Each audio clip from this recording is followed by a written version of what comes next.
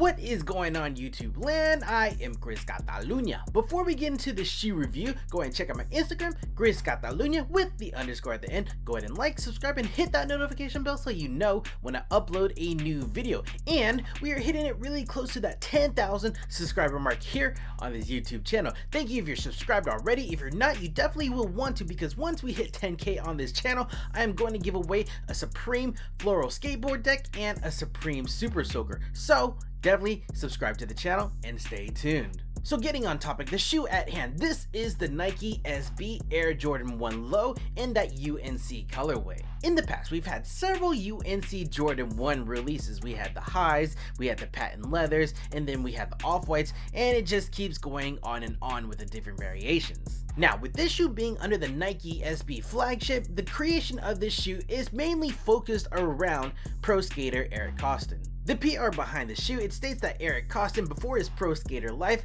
designed this shoe in response to the fact that back in 1986, he was not able to capitalize on the shoe. He saw the shoe sitting on the racks. It was an open box pair sitting at $24.99. He asked his mother if he could buy this shoe, and his mother said, "The shoes that you have on right now, they're fine. There's nothing wrong with them." My first impression of the shoes, looking at the blogs, looking at the website photos and whatnot, they all led me to really want this shoe. This is definitely an instant classic. I do love me some Jordan lows, and it's crazy to see that they're making a comeback. I do love the SBs, and I love the color blocking on this shoe. Now, having the shoe in hand before that August 12th release date, this is a shoe that you better be going after. Now, this Jordan 1 UNC Low actually attains two release dates, August 10th, 2019, in which it will be released at Tier 0 accounts and skate shops. So that's like your Sneaker Politics and your No Comply. Now, if you weren't able to cop the shoe on August 10th, you do have a second chance on August 12th, in which they will release online and on the Sneakers app, but good luck to you. It is also good to note that this is a quick strike release and it's not going to be the GR that everyone thought it was going to be, so it is going to be rather limited. The retail price point set on the shoe is at $110 USD. Add your VAT and your taxes just based on where you reside. Looking at the resale market, looking at StockX, looking at Go, depending on the size that you're needing in this shoe, prices are ranging anywhere from $150 USD to about $300 USD. This 8.5 is going for about $300 right now. And keep in mind, this is before that August 12th release. So resale might go up or it might plummet. I'm not making any predictions here. Upon purchasing these shoes, we are presented with your typical Nike SB branded box where you have the black, Tiffany blue, and your white going on. Nike SB on the top, your sizing label in the front. And I see they are implementing that QR code on this box. Opening the box, we are presented with that white tissue paper that has like that topographical map or those contour lines on the tissue paper. And then under that tissue paper, the shoes. Alright, now we can actually get talking about the specifics of this shoe. Again, this is the silhouette of the AJ1 Low. And again, it's really cool to see that the AJ1 Low is making a resurgence in 2019. I actually reviewed the AJ1 Low, the gold toes, last week. So if you want to check out that video, it's right here in the link above.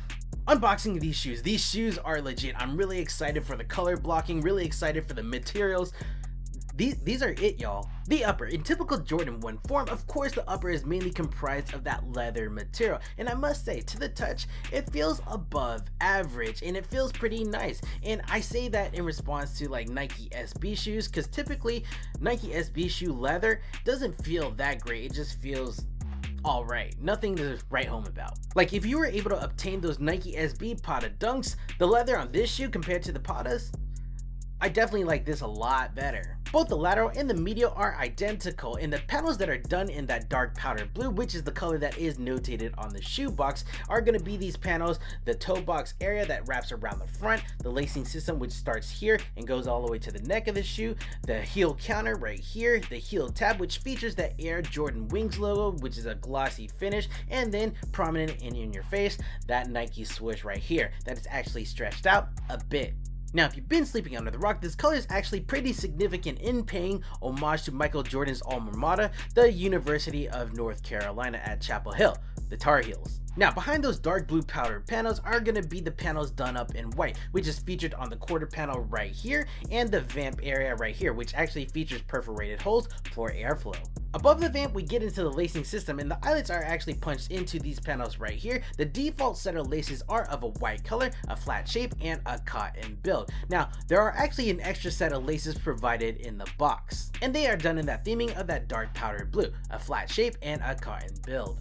Out of the two colors, I'm actually not mad at either color set. I don't favor one over the other, which is really surprising because I really don't prefer white laces on anything. They just get dirty really easily. But I'm actually going to switch these laces out for like purple laces or orange laces to make the shoe pop a little bit more.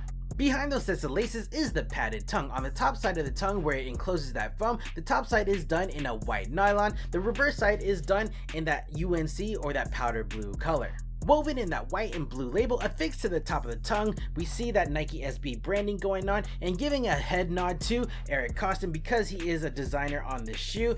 We have his signature back here done up in a yellow color, and then behind that, again going back into his childhood back in 1986 when he saw these on the shelf, we have right here it says $24.99. Again, he saw these shoes, an open box pair, for that price. Moving into the inside of the shoe, we get into the lining, which is done in that dark powder blue polyester or mesh material, and it is padded on the lateral, the medial, and the heel portions of the shoe to provide some comfort to your ankle area.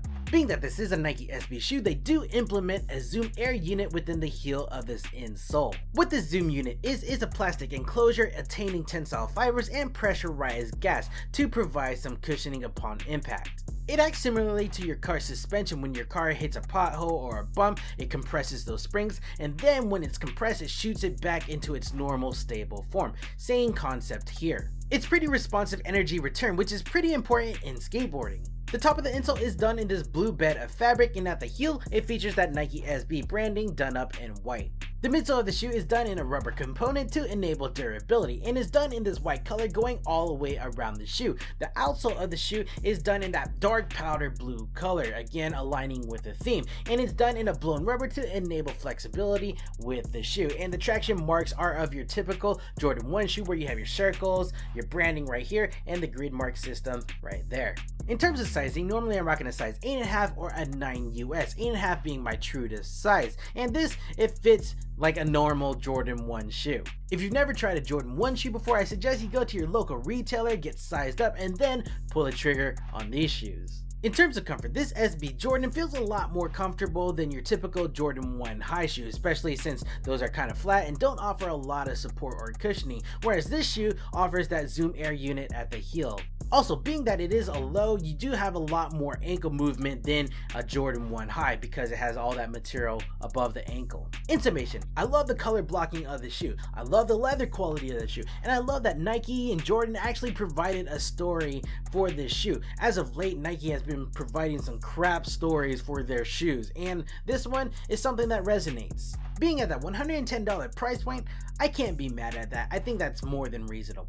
Alright guys, I think this is a good stopping point for this video. What do you think about this Nike SB Jordan 1 Low in the UNC colorway? Good pickup? Bad pickup? What do you think about Eric Koston's story and then him implementing the story within this shoe? Let me know your thoughts down in the comments below. Go ahead and check out my Instagram, Chris Catalunya with the underscore at the end. Go ahead and like, subscribe, and hit that notification bell so you know when I upload a new video. And again, we are hitting it really close to that 10,000 subscriber mark here on this YouTube channel. If you want some prizes, subscribe to the channel. Alright guys, I am Chris Catalunya, and we will check you next time. Cheers, sige na.